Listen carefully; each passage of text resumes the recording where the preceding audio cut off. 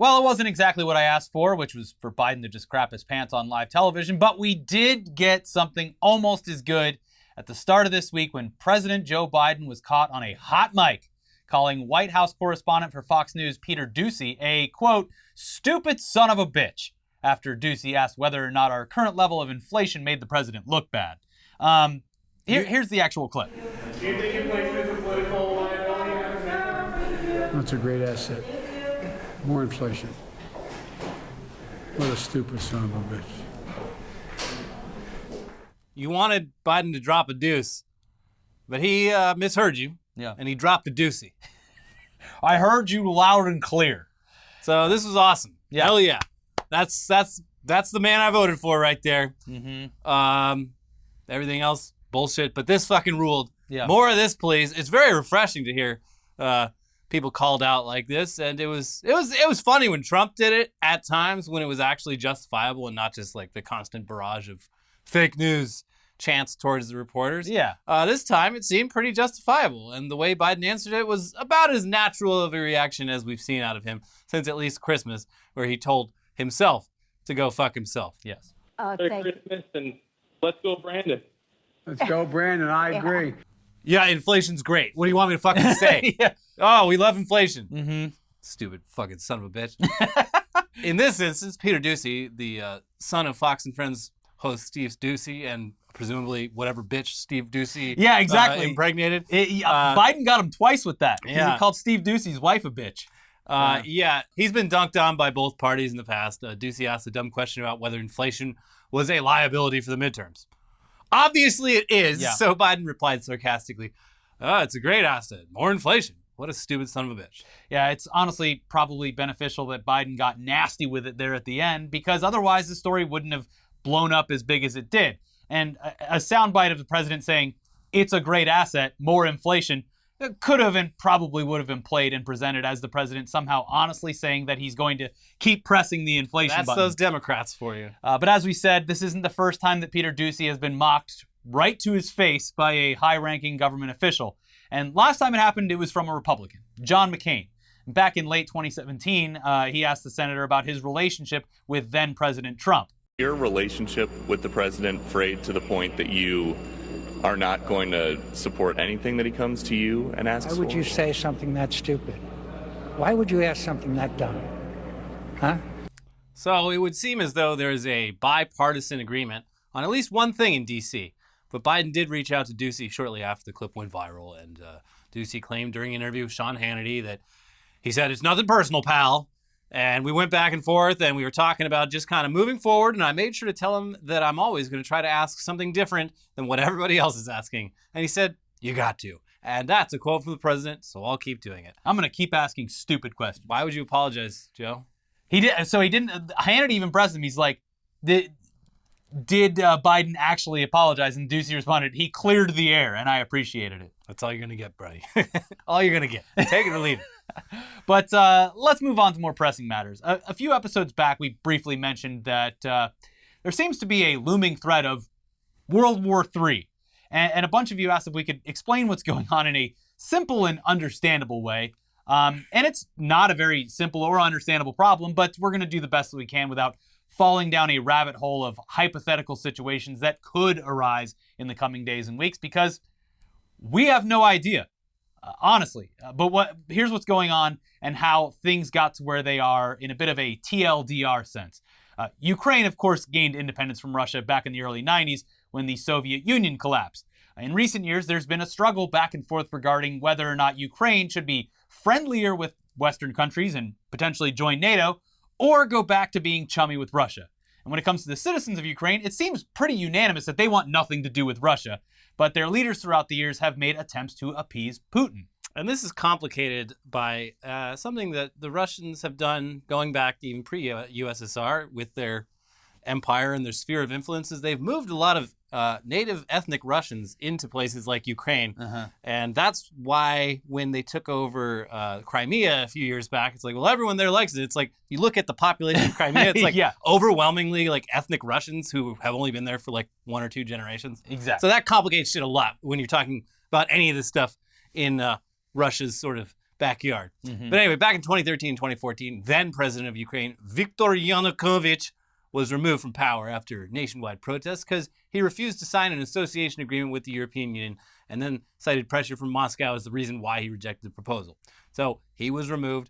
There was an interim president for a few months, and then Petro Poroshenko was voted into office. He oversaw armed conflict with Russia during his time as president and took steps to have Ukraine integrate with the EU by signing the association agreement that Yanukovych passed on. Yeah. Although after serving just one term, Poroshenko was voted out of office in favor of Volodymyr Zelensky, who is, of course, the actor/comedian who had previously played the role of president in a sitcom, I believe. Yeah. And they liked him so much in that role that they gave him the job for realsies. So this is where most Americans in recent times will start to remember a little bit about what's going on here, because Zelensky and then President of the United States, Donald Trump, had a little phone call regarding military aid that was earmarked for Ukraine so that they could better defend themselves from Russia. This is the famous quid pro quo conversation.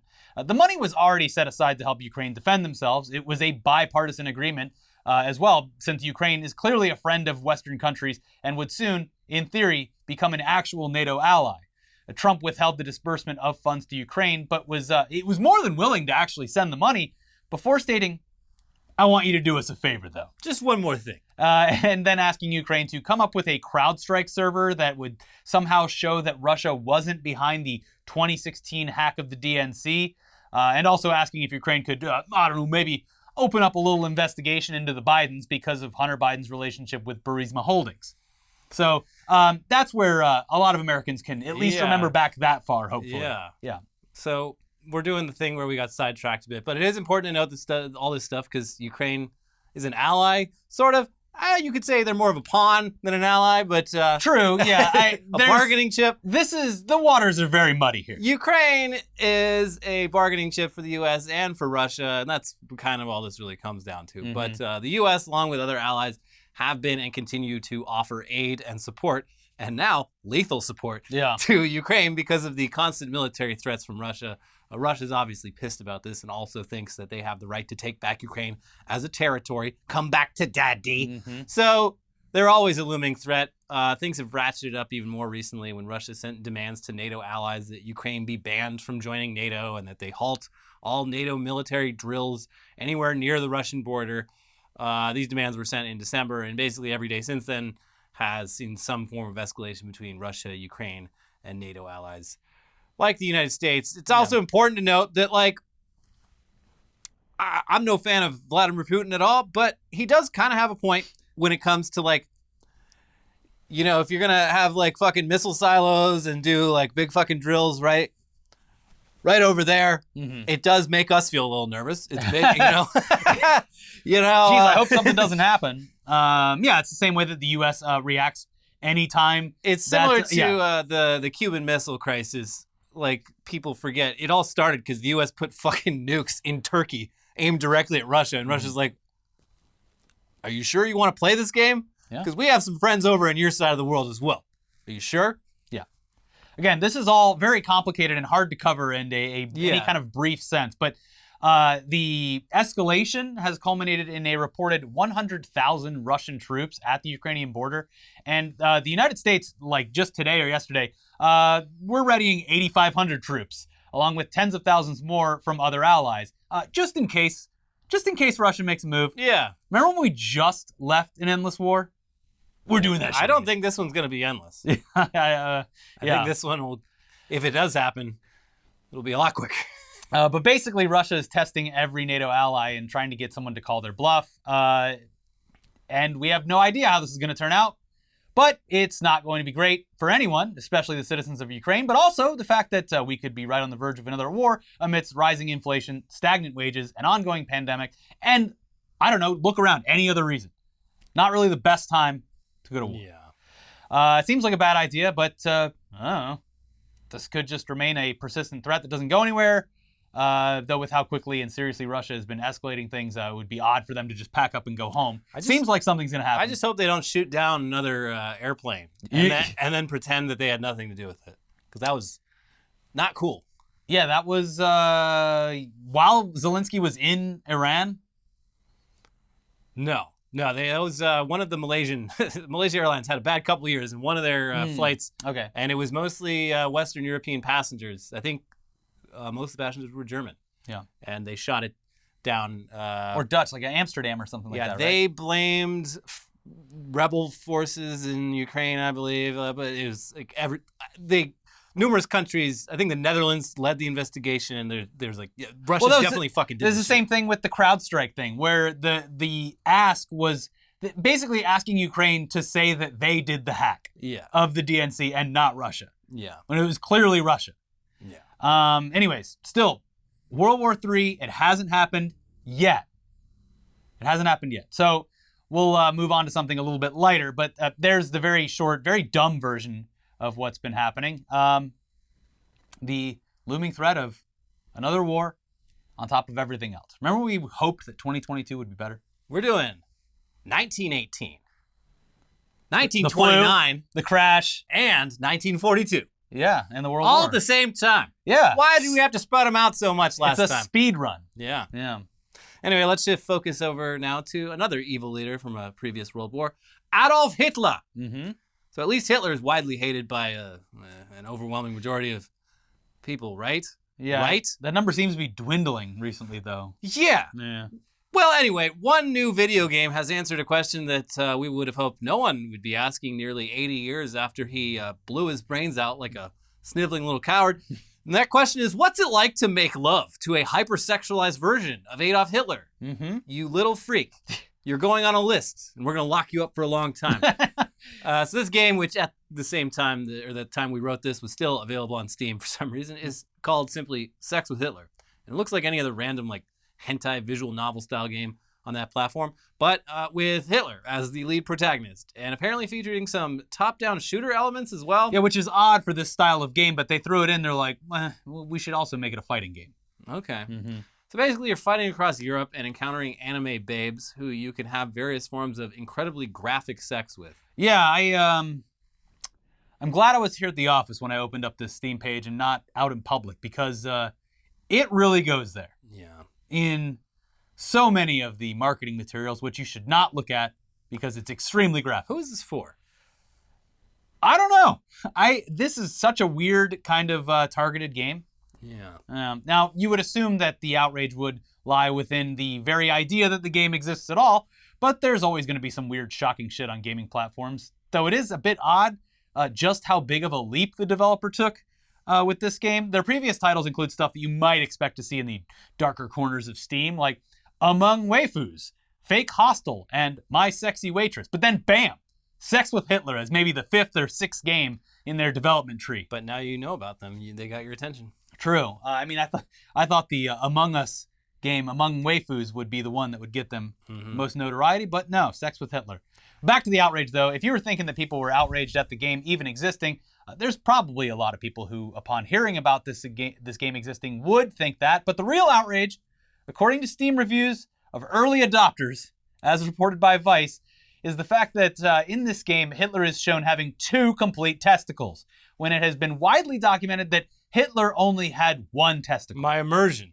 Yeah. This is worse than when they made the Horizon Zero Dawn chick look not fuckable. Yeah, or put women in the Battlefield game. Yeah. These historical inaccuracies in video games have finally gone too far. Yeah. Mm-hmm. Here's from their article. The anime porn game shows a muscle-bound Hitler's testicles, but reviewers note that there are one too many of them. A new game where you watch Adolf Hitler have sex with anime women is not only a cheap attempt at edgelord gamer baiting, but it also rewrites the history by showing Hitler with 2 fully formed nuts. The game's cheap illustrations, typo-riddled dialogue, and unsatisfying sex scenes are only part of what people who reviewed it negatively are upset about. Many players are disturbed by the game's inaccurate portrayal of Hitler as having 2 balls. Rumors about Hitler's testicles circulated for years, including speculation that he lost one to shrapnel during the Battle of the Somme in World War I, but some historians insist Hitler really had only 1 ball. Medical records show that he had right-side cryptorchidism, meaning that his right nut never descended. Terrible game. First off, Hitler was known to have 1 testicle, nut. However, the game gets this wrong twice. Sex with Hitler reviewer Peter Nut Butter wrote, in one scene, he has both of his nuts. In another scene, his sack just seems to be completely non-existent. I am incredibly disappointed with the lack of historical accuracy. The article then goes on to talk about the fact that the game sucks in general, even when compared to other anime porn titles, but they offer a consolation for those of you looking for historical accuracy regarding Hitler's ballsack. Quote, "If you want to play a video game about Hitler's balls, we highly recommend Sniper Elite 3, a game that doesn't only accurately portray Hitler as having only one testicle in astonishing detail, but also allows you to shoot it off." It's DLC though, just FYI. You got to spend extra for I it. like those Sniper Elite games, but it's a franchise that has just always gone way overboard with the DLC. They nickel and dime you for all the good shit. Like, you got to pay $5 extra to kill Hitler. It's like, it's a fun game, but That should be included. that should be included in the game. Yeah. Guys. But I don't get. I feel like the detail with the art. Maybe I'm like a noob to all of this anime porn game stuff, but it seemed to me very detailed. You can very clearly see what's going on here. Not And one of detailed them- enough though. Hitler's a freak. He's got a full on like butt plug tail thing going. He's titty fucking. He's doing all kinds of stuff. He runs the gamut of sexual proclivities. Well, He a freak. he was a freak. Mm-hmm. But speaking of sex, we're all aware by now of how much sex the athletes who compete in the Olympics games are having. Anytime there's Olympics, it's fuck city. Yes. Lots of sex. It's unstoppable. Their insatiable lust for their peers knows no bounds. And as we learned during the Tokyo Olympics, not even the threat of a debilitating airborne illness will stop them from fucking like rabbits. So it's best to just offer them some protection and get out of the way before they crush you like a cheap cardboard bed frame. Mm-hmm. The Winter Olympics are fast approaching, and so is the threat of Olympian orgies. And just like with the Tokyo Summer Games, officials are giving in and just dropping off some condoms, while at the same time saying, "We would appreciate it if you didn't have sex, or for that matter, even hug each other, please," because China is extremely serious when it comes to COVID-related protocols. Yeah. Zero COVID. Some sex, but zero COVID. Yeah. Still, like we said, the spice must flow. And according to a recent report from CNN, Olympic officials are dropping off some goodie bags for the athletes. Beijing Olympics organizers are keeping up with the tradition of making condoms available to athletes, despite detailed social distancing guidelines intended to curb the spread of COVID-19 within the closed loop in which the games will take place. Quote, "All Olympic-related units will provide appropriate quantities of condoms for free at the appropriate time to people who've checked in to stay inside the loop," organizers told Reuters by email on Tuesday. Journalists who checked into the Guizhou Hotel, which is inside the closed loop, found 5 individually wrapped condoms in each room.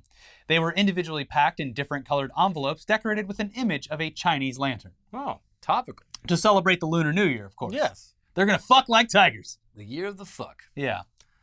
And this is in spite of the fact that, according to officials, the Winter Games playbook on COVID-19 measures states that, quote, "athletes are instructed to minimize physical interactions such as hugs, high fives, and handshakes, and to maintain a social distance of at least 2 meters from fellow competitors." So unless that dick's 2 meters long, I better not hear that bed shaking. Exactly. But meanwhile, if you're looking for an example of how the United States is handling things, here in Los Angeles, which has been considered one of the strictest cities in terms of COVID protocols, although that's a very relative classification. Yeah, I'd say. it's like if you're comparing New York to LA, completely different. But if you're comparing LA to like Tampa, Florida, completely different. I mean, I gotta wear a mask when I go to Costco, but other than that, my life is pretty much exactly what it was. Well, we did have a more severe lockdown than a lot of the rest There of was the country. never any lockdown, and maybe like that first week or two. But like, I love the people complaining, just like, I can't handle any more of this lockdown. It's like, especially unless you're living in like LA, San Francisco, or New York, like Yeah. you can do whatever the hell you want. Yeah. You can do whatever the fuck you want. You're just tired of hearing about the disease. Anyway. But yeah, back to LA. It is full steam ahead for Super Bowl 56 here in Los Angeles, baby. Or I guess technically Inglewood, where tickets are going for thousands of dollars. And the city has already started clearing out the homeless in order to welcome visitors from all over, because we wouldn't want anyone to see that. Yeah. Basically, it's just a preview of our own Olympic Games that are also scheduled to come to LA in 2028. We're getting some new trains out of it. The airport air Probably. train is happening. A train that should have been built, I don't know, 30, 40 years ago, but better late We're than finally never. getting around to it. But, Our own people mover. Yeah, probably just going to pick up the homeless people with a bulldozer and, I don't know, drop them off in someone else's town. Yes. Yes. Because that's how how we solve homelessness. We spend more money than it would take to just fucking give these people a place to live. What was it? What did they do in Brazil that we talked about a couple of years ago? Didn't they just build walls in front of it on the highways so that people couldn't see it when they drove to the stadiums? Yeah, they made big walls to hide the favelas. Yeah. On like just on the path from the airport to like Olympic Village. Yeah. Brilliant. We solve poverty. Now you can't see it. And I think we also had our own little sewage leak into the local waters recently as well, I believe. So hopefully there's another one coming when the athletes have to go into our beautiful oceans. They have to dodge all the shipping crates, though. Anyways. I mean, hopefully by 2028 is far enough away that the Pacific is fucking disgusting. The ocean outside of LA, horribly disgusting. Oil leaks all the time. Yeah. There's all the pollution from the entire Pacific just gets funneled. Right? They're going to be doing like kayaking or whatever it is, and they're going to be like, you have to go out to that the Maersk shipping container, and then turn around and come back, and that's going to be the course. Yeah. But and if you come across a dead body, that's 10 extra points. Yeah. So kayaking the LA River. But hopefully we won't be dealing with COVID in 2028. We'll probably be dealing with something way worse, like bird flu. Yeah.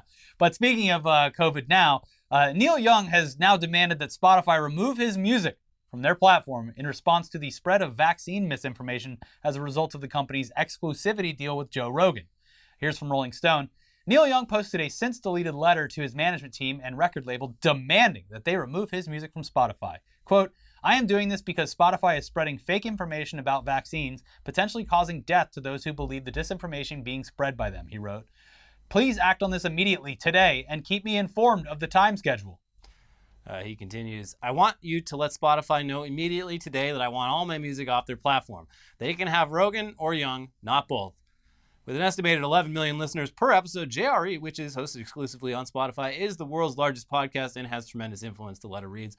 Spotify has a responsibility to mitigate the spread of misinformation on its platform, though the company presently has no misinformation policy. So he's really emerging as the anti-Eric Clapton. Yes. Just opposite ends of the spectrum. Eric Clapton dropped a fucking banger this week. Not musically. He hasn't done that in decades. No. He dropped a banger of boomer brainworms when he claimed that there are subliminal messages in YouTube videos about COVID-19. So the guy... And he did so in an interview on YouTube. He lived through the 1960s and 70s as a rock musician when parents groups around the country were claiming that there were hidden satanic messages in the very music that Eric Clapton was playing, and he has lived long enough to level those exact same accusations at YouTube. Another You'll love to see it. COVID rock thing that of course Kid Rock put out a brand new single, and it's a banger. It is even more self-parody than the previous one. The chorus is literally "Let's Go Brand." Yeah, and he says like "fuck Dr. Fauci" and stuff in it. But that coincides with the release of tickets for his upcoming nationwide tour, but which, by the way, has a COVID protocol where you have to be vaccinated or test negative before entering the concert. Ain't nobody gonna tell me how to live. Except the Live Nation, who is promoting this event and is responsible for the venue. The new Kid Rock song, we're getting way off track here, but the new Kid Rock song, I love it especially because unless you're tuned into the exact same fucking conservative media like wavelength as Kid Rock and his core audience, none of these lyrics mean fucking anything. They don't make any sense. They're all the most like, typically with like protest songs, like the 60s was the era of the protest songs, and they had some poetry to them. They had subtexts, like they weren't saying like the Vietnam War is bad and we should stop being so racist. As like, evidenced by the fact that Trump used Creedence Clearwater Revival as like a song to get his crowds going and stuff. Like there's people can look at that and be like, well, I don't see the political message at all. Kid Rock's song has no subtlety at all. It's all like direct references to stuff that happened in the news within the last like 6 weeks. Yeah, it's gonna age really well. Yeah, that's the thing is like this song not timeless like his other classics Ba Wada Ba, which have stood the test of time. It's fucking classic. Still banging. And I still want to be a cowboy. Yeah, baby. Yeah. Anyway, back to Neil Young. Yeah. while this statement has gotten plenty of publicity and probably negatively affected Spotify, if only temporarily from a PR standpoint, it's hard to assume that the company would act on this request at all. They spent a reported $100 million to acquire the rights to the Joe Rogan Experience.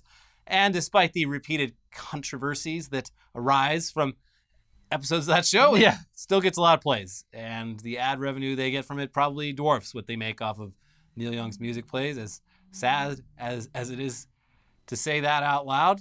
I don't know. Also, Neil Young sold off the rights to his music a few years back for $150 million. So we're not even sure he has an actual say in how his songs are distributed or monetized. I don't know. The whole music rights thing, very weird, very antiquated. Still, though, as a point of pride, he sold his catalog for $50 million more than Joe Rogan was acquired by Spotify for. So he is the bigger man. Yeah. But as of the time we filmed this, Neil Young songs are still available on the platform, but they have been successfully removed in the past, though temporarily, because of Young's insistence that the playback quality was subpar. He got so obsessed with like bit rates and shit that he built his own fucking platform and audio player. My dad had one. Oh wow! My dad's like, Neil Young made an audio player. It sounds as good as records. And did your dad also subscribe to Tidal? No, I don't think so. But yeah, he was buying music through the Pono store. They're basically like FLAC files, just one song's like half a gig. Yeah, I mean they sounded good, but I think that business failed. Maybe your dad does, but like for the average listener, you would have to have thousands of dollars worth of audio equipment to notice the difference. I don't think I mean. Like a good set of headphones is one thing, but like the audiophile shit goes above and beyond what anyone can afford. You got to be hearing on some big speakers and some loudspeakers, and There was a show that had like Macintosh equipment as an experience, as a fucking experience, and it was like hundreds of thousands of dollars worth of equipment to create the experience of what an audiophile can sit in and listen to, and like if you had it in your own room. So it's generally speaking, not gonna be something you can tell the difference. 99% of people listening to music aren't gonna go for that. But also worth noting is that I believe Neil Young like literally had fucking polio as a child. This is very personal. Like, it's got to be frustrating if you are a survivor of a disease like polio that has literally been eradicated from the face of the earth thanks to vaccines, and you live long enough to see anti-vax shit cause a never-ending pandemic to happen. So I get it. Yeah, I get it too. But look, if you want a different side of awkward celebrity interactions this week, look no further than a recent appearance that Paris Hilton made on The Tonight Show with Jimmy Fallon. Oh my God. Which ended up being just an awkward, cringy NFT marketing ploy to boost the value of their stupid apes. Those being the Bored Ape Yacht Club apes. If for some reason you still thought that NFTs were the future of art and currency and tokenization of whatever, please go watch the exchange between Paris and Jimmy Fallon and listen to the audience sit there silently, awkwardly, as the two just talk amongst themselves about the amazing community of ape collectors that they belong to. This whole interaction feels like it was designed to turn people off of NFTs. It is. If I was NBC, I'd be upset that my host was involved in a pyramid scheme. Yeah. That he was like subjecting a nationwide audience. But it's just like, it's an excruciating. It feels like 10 minutes. I think it's like a minute and a half. And he's like, this is my ape. And she's like, this is my ape. I like the color blue. Yeah, and they're just like comparing like printouts of their fucking apes and like talking about how important their apes are to them. And just you can hear fucking crickets in the audience. It's very strange. A lot of nervous laughter. Like, what the fuck? Is this what rich people are into?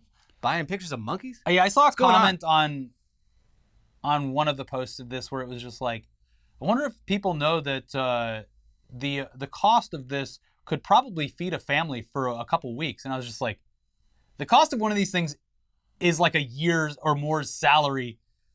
I don't even know what the value of them is anymore, but like you're talking years anymore. Of food. Yeah, the economy is in a bit of a shuffle right now. But I mean, a few months back they were going for like $75K, like on average. Some of them going for a lot more than that. Yeah. So yeah, it's stupid. It's fucking stupid as hell. Anyways, why would any normal person watching this give a fuck about your little monkey picture, Jimmy Fallon?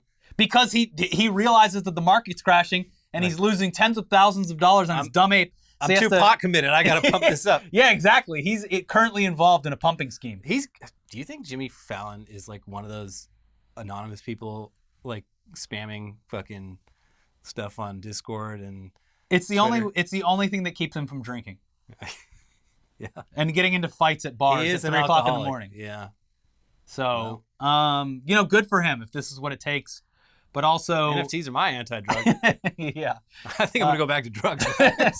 We'll leave a link to that video in the description. But basically, Paris Hilton takes credit for getting Jimmy into NFTs, and then he shows the audience a photo of her Bored Ape, and then reveals his own Bored Ape, and it's all surprisingly very boring. It's very boring. The audience claps along at the instruction of the stage managers, but you can just feel the confusion in the air before Paris reveals that she's actually giving, like Oprah, every member of the audience their own NFT to take home. Is it a Bored Ape?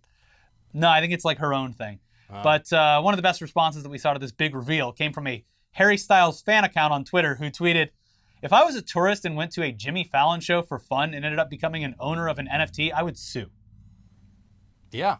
So there you go. Do you think these people have like a fucking crypto wallet? Like, Okay, first you have to download. yeah, there's so many steps you have to take.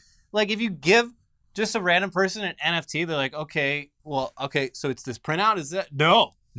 It's actually a lot more than that. It's on the blockchain. You're going to get out a pen. There's a lot of things I'm going to need you Your to do. kids are going to be so jealous of you. Yeah. And once you have all these things, here's a long list of things not to do, because if you do any of these things wrong, you lose your NFT. Someone steals it from you. Yeah.